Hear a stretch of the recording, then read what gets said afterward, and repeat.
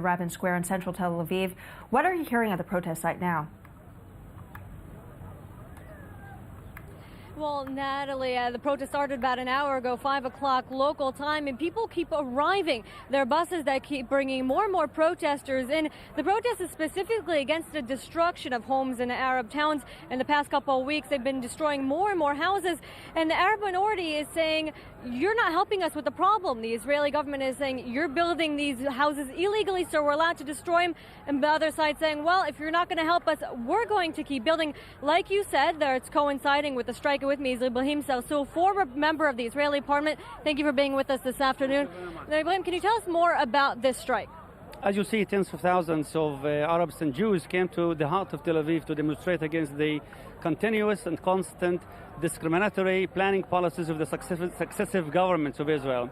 Our message is one, that the Israeli government must put the Arab sector into the heart of what we call the national planning of the Israeli state. We cannot tolerate anymore living in the margin of this planning and or in the backyard of the Israeli government. We want to be an integral part of the Israeli system, including planning.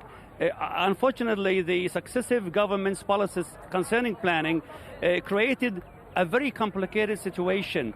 Tens of thousands of homes are supposed to be demolished, by the way, destroyed according to the law. We want the Israeli government really to put an end to this tragedy of more than 20% of the total number of the Israeli inhabitants. And very quickly, do you believe these tactics are helping? I think these tactics must help. I think the other side, I mean the Israeli government, the Israeli ministers must listen carefully to what we are calling, we are living here. We are an integral part of the Israeli state. They cannot throw us out of the Israeli borders in any way. That's why the more we feel comfortable, I think that will be for the benefit of the Israeli state. Including putting us, as I have just said, into the heart of the national planning of the Israeli system.